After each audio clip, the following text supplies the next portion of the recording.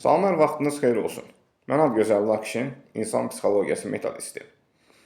Bugünkü mövzumuz ondan ibarət olacaq ki, ölkəmizdə qlobal səviyyədə baş verən, hansı ki, ali təhsil müəssisələrini, yəni universitetləri bitirən gənclərin iş tapa bilməmə çətinliyi və psixologiyasının alt-üst olması. Bilirsiniz, indiki zamanda hər hansı bir müəssisəyə, dövlət qurumu olsun və ya şirkət olsun gedən zaman mütləq şəkildə universiteti təzə bitirsə də 1 il olsun, yaxud 6 ay, 7 ay nəzdində staj tələb olunur.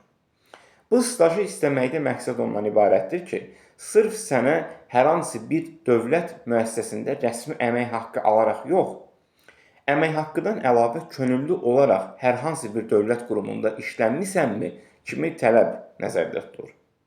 Əksində əksər gənclər bunu səhv başa düşürlər. Sanki düşünürlər ki, yox, bu müəssisə rəsmi müqaviləli, təcrübəli işçi istəyir, mən daha ora getməyəcəm, oranı istəmirəm. Xeyr, elə deyil.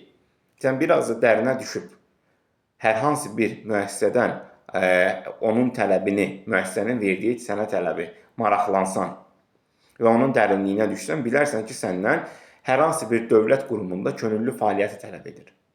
Məsələn, əksər gənclərimiz var ki, ali təhsil müəssisələrindən oxuya, yəni təhsil ala, məsələn, Bakı Dövlət Universiteti, İqtisad Universiteti, Memarlıq və İnşaat Universiteti və s.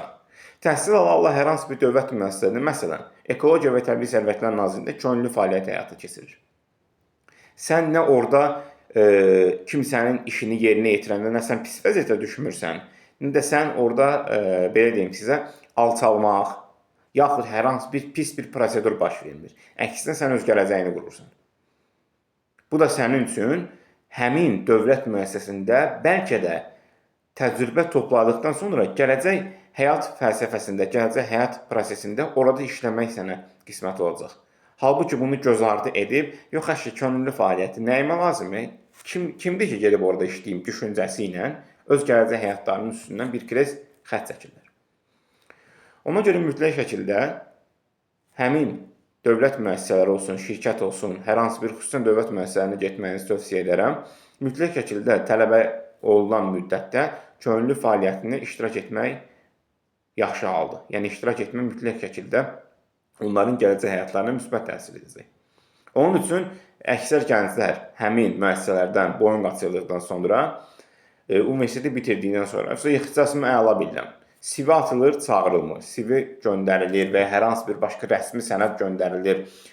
Əmək kitabçasına boş olsa da, ora yazmağa hər hansı bir rəsmi könüllü fəaliyyəti olmadığı üçün, rəsmi belə deyək, dövlət orqanı nəzdində hər hansı bir şey qeyd edə bilmədikləri üçün rədd cavab alırlar. Ona görə mütləq şəkildə bu kimi halları nəzərdə və diqqətdə saxlamaq lazımdır. Və bundan da əlavə, deyək ki, gənclərdən əlavə, bəs niyə hər zaman iş müsahibəsində psixologiya sualı veriləndə əksər insanlar psixologiyada sanki öz mənfilərini qarşı tərəfə çox tez bir üzə verirlər, istəmsizcə. Bu bilirsiniz necədir? Adətən insana belə bir sual verilir ki, hər hansı bir işə qəbul olunan bir yeni işçiyə və ya o mərhələdə, prosesdə olunan, demək olar artıq qəbul olmaq az qalıb, sadəcə psixologiyası yoxlanılır. Deyilir ki, sən bu müəssisəyə gələn zaman burada daimi qalacaqsan, yoxsa buradan çıxıb gedəcəksən. Bilirsiniz nə deməkdir? Ən azından buna belə bir müsbət cavab demək olar ki, həmin müəssisə daxilində bir müddət işlədikdən sonra o müəssisədə ucalmağa və yüksəlməyə çalışırlar. Yəni, buna cəhd edərəm. Amma əksər insanlar o sualın verilmə formasına aldanır və verilən cavab ondan ibarət olur ki, 99%. Təbii ki, inkişaf etmək istəyərəm, bir müəssisədən başqa müəssisəyə keçmək istəyərəm, daha da yüksəlmək istəyərəm. Amma sən elə cavab verdikdə avtomatik olaraq sənin verilən, hansı ki, həmin quruma gedirsənsə, o psixoloq tərəfindən sənə verilən sualda sən həmin müəssisəyə sanki kollektivçilikdən kənar düşmüş sayılırsan və nəticədə onların gözündə səhər bir çox vacib bir işlərində onları qoyub çıxıb gedə bilərsən kimi bir meyar yaranır ortada. Ona görə mütləq şəkildə psixoloji suallara hər zaman diqqət etmək lazımdır. Hansı ki, bundan əvvəl çəkdiyimiz video çəkilişlərdə pul və karyera haqqında hansı ki belə bir cümlə demişdik ki, pul hər zaman önəmlidir, amma karyera bizim bir ömür həyatımız boyunca davam edir.